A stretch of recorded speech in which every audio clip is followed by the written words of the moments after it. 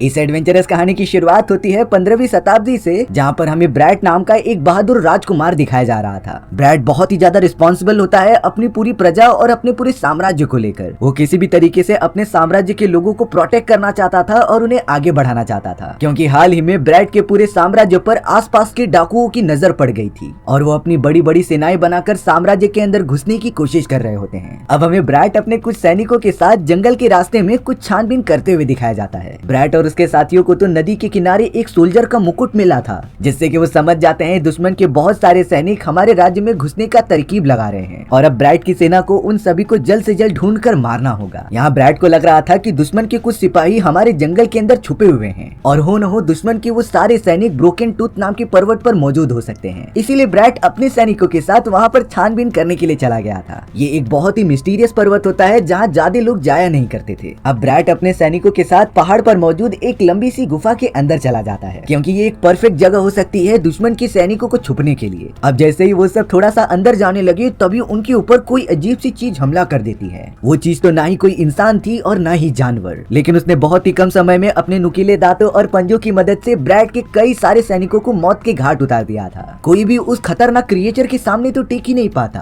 अब सभी को मारने के बाद वो क्रिएचर ब्रैड के पास पहुंच गया होता है। ब्रैड तो उससे डरते हुए लगातार गुफा से बाहर जाने लगा और आखिरकार थोड़ी रोशनी के पास पहुंच गया, लेकिन सूर्य की किरणों में जाने के बाद वो क्रिएचर तो बाहर नहीं आता। ब्रैड ने तो उस क्रिएचर की हल्की सी झलक देखी होती है जो काफी डरावनी थी। अब जो लोग वहाँ पर आए थे उनमें से सिर्फ ब्रैड ही बचा था, इसीलिए वो तुरंत ही अपने घोड़े पर बैठकर राज्य की तरफ चले जाता है। ब्रैड तो सबसे पहले अपने साम्राज्य के एक बहुत ही पुराने प्रीस्ट से मिल रहा था। वो प्रीस्ट को सब कुछ बताता है कि ब्रोकन टूथ पर्वत पर एक अजीब तरीके का क्रिएचर है और वो ना ही इंसान है और ना ही जानवर। आखिर ऐसा खतरनाक क्रिएचर उस पर्वत पर क्या कर रहा है? तब जाकर प्रीस्ट ने थोड़ा छानबीन करके ब्रैड को बताया कि वो क्रिएचर जो कि पहाड़ों पर मौजूद है वो सबसे पहले इंसान ही हुआ करता था, लेकिन ताकत और शक्ति के लालच में उसने शैतान के साथ डील कर ली। उसने तो शैतान द्वारा कही गई सारी चीजों का पालन किया, जिससे कि वो एक खतरनाक क्रिएचर में कन्वर्ट हो गया और उस क्रिएचर को ड्रैकुला कहते हैं। हालांकि उसके पास अब कई सारी शक्तियां और पावर्स मौजूद थी, लेकिन शैतान के साथ डील करने के कारण वो एक श्राप से जूझ रहा है, यानी कि वो सिर्फ अंधेरे में रह सकता है और सूर्य की रोशनी में नहीं आ सकता। ब्रैड तो पूछने लगा कि आखिर उस ड्रैकुला को ठीक करने का रास्ता क्या है। प्रीस्ट बताता है कि उस ड्रैकुला को ठीक करने के लिए उसे अपने ही जैसा एक आदमी ढूंढना पड़ेगा जिसके अंदर पावर्स और शक्तियों की लालच होगी, और जिस तरीके से ड्रैकुला ने शैतान की बात मानी उसी तरीके से वो आदमी ड्रैकुला की बात मानकर अपनी सारी ड्रैकुला की शक्ति दूसरे आदमी को प्रोवाइड कर देगा, जिससे कि वो तो आजाद हो जाएगा, लेकिन दूसरा आदमी जिसे कि ड्रैकुला की पावर्स मिली है वो अब श्रापित हो जाएगा। ब्रैड को ये सारी बातें समझ में आ जाती हैं, इसीलिए उसने प्रीस्ट को चेतावनी दी कि तुम ये सारी गुप्त राज को किसी के सामने नहीं बताओगे, क्योंकि अगर हमारे साम्राज्य के लोगों को इस बारे में पता चल गया तो उनमें डर का माहौल फैल सकता था। और तब से ही उस खतरनाक क्रिएचर जिसे कि ड्रैकुला कहा जाता है उसके बारे में किसी को नहीं पता चला।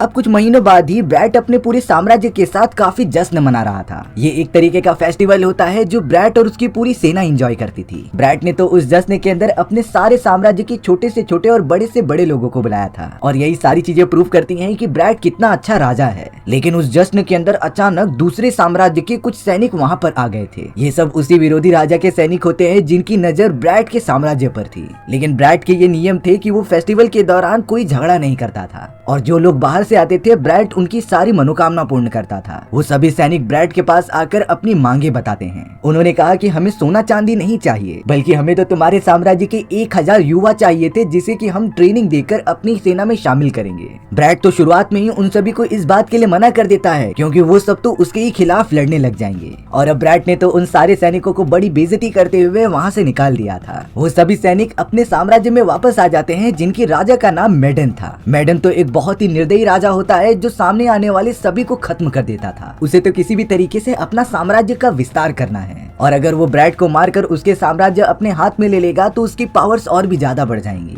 यहाँ पर अब ब्रैड मेडन से बातें करने के लिए उसके साम्राज्य में आता है। मेडन की भी वही मांग थी कि उसे ब्रैड के 1000 युवा चाहिए, जिससे कि मेडन का सैनिकी बल और भी ज्यादा बढ़ जाए। पर ब्रैड तो मेडन को उसके मुंह पर ही मना करके वहाँ से जाने लगता है। मेडन तो उन 1000 युवाओं में से ब्रैड के बेटे को भी शामिल करना चाहता था, और मेडन ने तो अपने कुछ सैनिकों को भी भेज दिया होता है जो ब्रैड के बेटे को पकड़ कर लेकर आ जाए। लेकिन ब्रैड को अपने बेटे और प्रजा की प्रोटेक्शन के लिए तलवार बाहर निकालनी ही पड़ी। वो तो लगातार उन सभी सैनिकों से लड़कर उन्हें जान से मार दिया। लेकिन यहाँ ब्रैड को आभास हो चुका था कि शायद मेडन जल्द से जल्द हमारे साम्राज्य पर हमला करेगा जरूर, इसीलिए अब उसे रोकना बहुत ही ज्यादा जरूरी है। तभी ब्रैड को ब्रोकन टूथ पर्वत की याद आती है, इसीलिए वो अपने साम्राज्य को बचाने के लिए उस जगह पर जाने लगा था। ब्रोकन टूथ पर्वत पर चढ़ना बहुत ही ज्यादा मुश्किल होता है, लेकिन ब्रैड ने उसे किसी भी तरीके से ओवरकम कर लिया था और अब तो वो बिना डरे ड्रैकुला के गुफा के अंदर चला जाता है। थोड़ी देर के अंदर ही अंदर ड्रैकुला ठीक उसके सामने खड़ा था। ब्रैड कहता है कि मुझे अपने साम्राज्य और लोगों को बचाने के लिए पावर्स की जरूरत है और तुम्हारी शक्तियां मैं अपने बॉडी में लेने के लिए तैयार हूँ।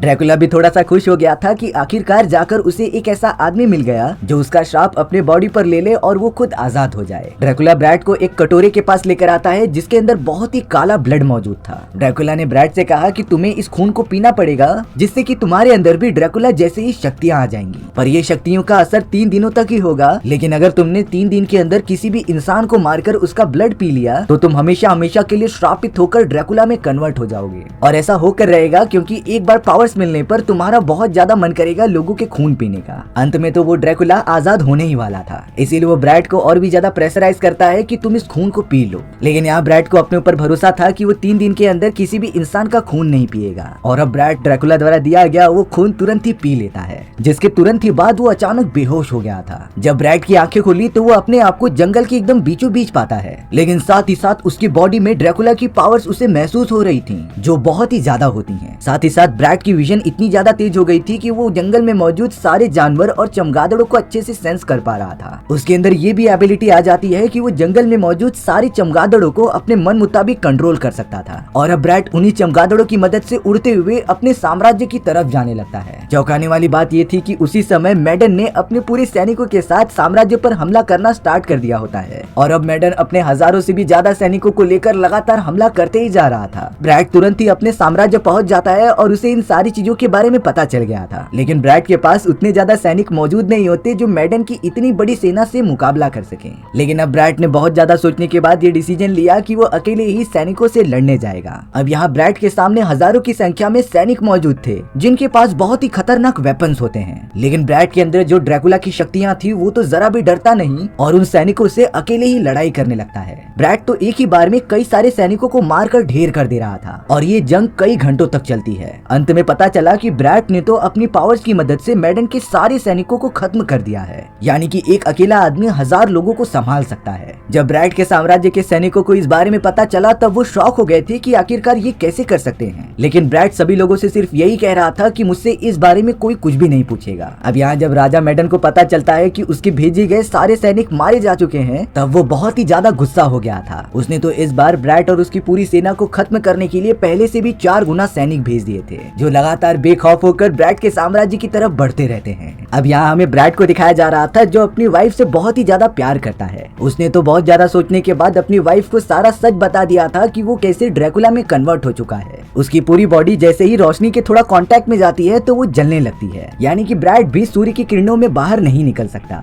लेकिन ब्रैड ने अपनी वाइफ को ये कंफर्म कर दिया होता है कि अगर वो और 2 दिन रुक जाएगा और किसी भी इंसान का खून नहीं पिएगा तो वो वापस से नॉर्मल हो सकता था। इसीलिए ब्रैड ने अपने साम्राज्य के सभी लोगों को जंगल में मौजूद एक मोनेस्ट्री के अंदर भेज दिया होता है, जिससे कि ब्रैड अपने साम्राज्य में अकेला रहेगा और उसे ना ही किसी दूसरे आदमी के खून पीने की तलब लगेगी। अब साम्राज्य के सभी लोग लगातार जंगल से होते हुए उस मोनेस्ट्री की तरफ जाते रहते हैं। अभी दिन का समय था इसीलिए ब्रैड भी महल से बाहर नहीं निकल रहा होता, लेकिन जब रात होगी तब ब्रैड उन सभी के पास वापस जा सकता था। साम्राज्य के सैनिक और सारे लोग मोनेस्ट्री के पास पहुंचने ही वाले थे, लेकिन तभी उनके ऊपर मेडन की सेनाओं ने हमला कर दिया था। वो सारे सैनिक ब्रैड के सभी साम्राज्य वालों को खत्म करते जा रहे थे, क्योंकि मेडन के सैनिकों की संख्या कई गुना होती है और अब तो ब्रैड भी वहाँ पर मौजूद नहीं था जो सभी को बचा सके।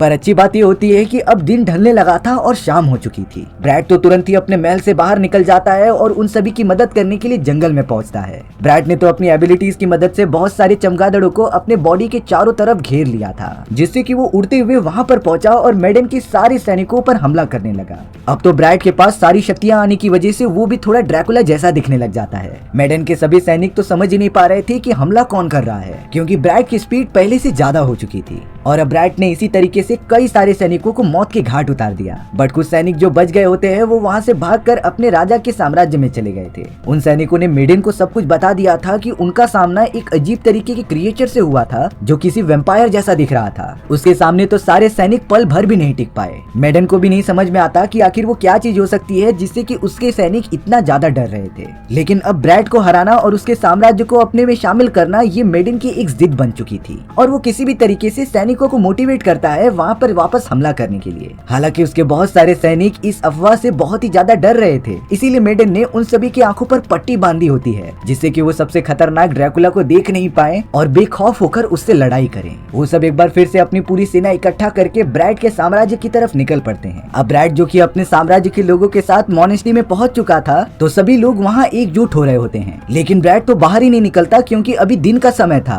और उसकी बॉडी को रोशनी से बहुत ही ज्यादा प्रॉब्लम होती थी। लेकिन ये सारी चीजें प्रीस्ट अचानक नोटिस कर लेता है और उसे शक हो गया था कि ब्रैट ने ड्रैकुला के साथ कोई सौदा कर लिया है और वो खुद एक ड्रैकुला बन चुका है। धीरे धीरे करके प्रीस्ट ये सारी बातें बाकी लोगों को भी बताने लगा था और अब साम्राज्य के सारे लोग ब्रैट को जान से मारना चाहते हैं क्योंकि वो उनके लिए खतरा बन सकता था। सभी ने तो उस झोपड़ी में आग लगाना स्टार्ट कर दिया जिसमें कि ब्रैट छुपा होता है। ब्रैट को इन सारी चीजों से प्रॉब्लम तो हो रही थी, लेकिन उसके अंदर इतनी ज्यादा शक्तियां होती हैं कि आग का उसके ऊपर कोई असर ही नहीं होता। वो तो पूरी झोपड़ी तोड़ते हुए बाहर निकल जाता है। ब्रैट तो अपने साम्राज्य के लोगों पर बहुत ही ज्यादा गुस्सा हो रहा था क्योंकि वो ड्रैकुला सिर्फ और सिर्फ अपने साम्राज्य की प्रोटेक्शन के लिए बना था और उसके ऐसा करने के बावजूद भी साम्राज्य के लोग ब्रैट को मारना चाहते थे। ब्रैट उन सभी से बहुत ही ज्यादा डिसअपॉइंटेड हो गया था। अब थोड़ी देर के अंदर ब्रैट की वाइफ उसके सामने आकर उसे शांत रहने के लिए कहती है जिससे कि ब्रैट अपने नॉर्मल फॉर्म में आ जाता है। बट कहीं न कहीं सारे साम्राज्य वाले ब्रैट से बहुत ही ज्यादा डर रहे थे। अब सभी को पता चल जाता है कि मेडन अपनी बहुत ही बड़ी सेना लेकर उनकी तरफ बढ़ रहा है हमला करने के लिए।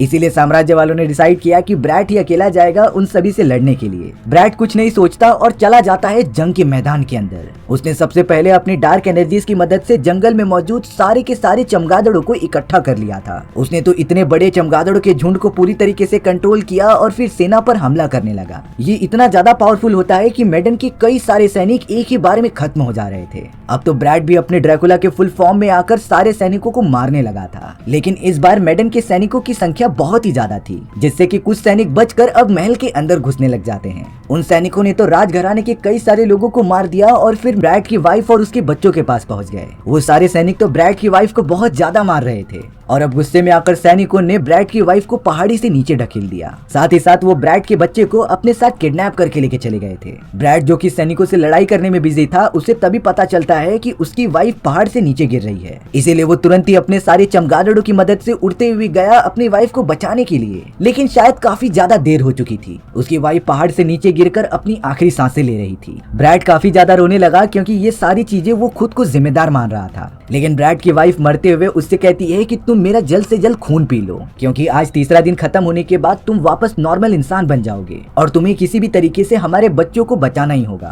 ब्रैट के पास अब कोई भी ऑप्शन नहीं बचता ये चीज करने के सिवा, इसीलिए अब उसने जल्द से जल्द अपनी वाइफ का खून पी लिया होता है और अब ब्रैट हमेशा हमेशा के लिए ड्रैकुला में ही बना रहेगा। उसके पास और भी ज्यादा पावर्स आ जाती हैं। ब्रैट जब मोनेस्ट्री के अंदर गया तब उसने देखा कि उसके कई सारे साथी मारे जा चुके हैं और आधे से ज्यादा सैनिक तो घायल हैं। इसीलिए ब्रैट ने ना चाहते हुए भी अपना थोड़ा सा खून निकाला और उन सभी को पिलाने लगा, जिससे कि घायल हुए सैनिक भी अब उसकी तरह ड्रैकुला में कन्वर्ट हो जाते हैं। उनके पास भी ब्रैट जैसी ही शक्तियां आ चुकी थी जो अपनी पूरी ड्रैकुला की टीम बनाकर मेडन के सैनिकों पर हमला करने चले जाते हैं। ब्रैट को तो अब किसी भी तरीके से अपने बेटे को बचाना ही होगा। ब्रैट की ड्रैकुला की टीम तो लगातार सैनिकों का कत्ल करते जा रही थी, पर डरा देने वाली बात तब हो गई जब सूर्य की किरणें आसमान में छाने लगी थी और अगर पूरी तरीके से सुबह हो गई तो ड्रैकुला यहाँ से भागने लगेंगे क्योंकि वो सिर्फ अंधेरे में ही निकल सकते थे। इसीलिए ब्रैट ने अपनी मिली हुई अनोखी पावर्स की मदद से बहुत सारे बादल आसमान में बिखेर दिए जिससे कि सूर्य की रोशनी पृथ्वी पर पड़ ही नहीं पाती और चारों तरफ पूरी तरीके से अंधकार छा जाता है। यानी कि इसका मतलब ये था कि ब्रैट की ड्रैकुला की टीम अभी भी सैनिकों से लड़ाई कर सकती है और वो लगातार सभी को बुरी तरीके से मारते भी जा रहे थे।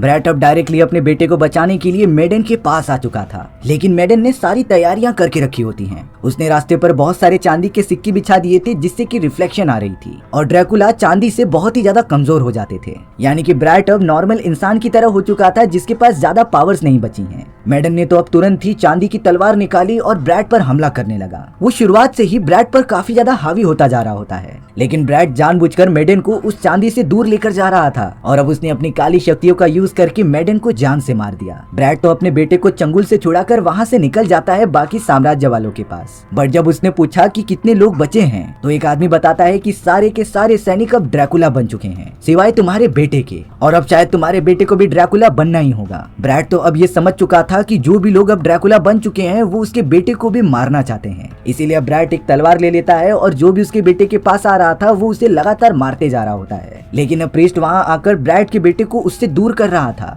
क्योंकि ब्रैड उसके लिए भी बहुत ज्यादा खतरा बन सकता है। यहाँ ब्रैड को भी ये बात समझ में आ चुकी थी, इसीलिए अब उसने ना चाहते हुए भी आसमान में फैलाए गए बादल को हटा दिया था। चारों तरफ सूर्य की किरणें एक ही बार में पड़ने लग जाती हैं, जिससे कि जो भी लोग ड्रैकुला में कन्वर्ट हो चुके थे वो मरते जा रहे होते हैं। ब्रैड भी अब बहुत ही ज्यादा कमजोर होकर अपनी आखिरी सांसें ले रहा होता है और अगले ही मोमेंट में धूल में मिल जाता है। ब्रैड का बेटा तो रोने लगा था अपने फादर की इस तरीके से मौत देखकर। अब सारी चीजें नॉर्मल होने के बाद साम्राज्य के लोगों ने ब्रैड के बेटे को नया राजा बना दिया था। सभी को ये बात बताई जाती है कि ब्रैड ने अपनी जान की कुर्बानी दे दी साम्राज्य के लोगों को बचाने के लिए, और अब ब्रैड का बेटा आगे से ही ये पूरा साम्राज्य चलाएगा। अब हमें प्रीस्ट को दिखाया जाता है जो ब्रैड की जली हुई बॉडी को लेकर एक अंधकार वाले इलाके में आ रहा था। उसने तो अपने थोड़ा सा खून निकालकर ब्रैड के मुंह में डालने लगा, जिससे अगले ही मोमेंट में ब्रैड अपनी आंखें खोल लेता है और हमारी कहानी यहीं पर खत्म हो गई थी। सो व्यूअर्स, आपको ये स्टोरी कैसी लगी कमेंट सेक्शन में बताना भूलना मत, और अगर आपको मेरा एक्सप्लेनेशन 1% भी अच्छा लगा होगा ना तो वीडियो को लाइक एंड चैनल को सब्सक्राइब जरूर कर देना। मिलते हैं इसी तरीके की मजेदार वीडियोस में, तब तक के लिए बाय बाय।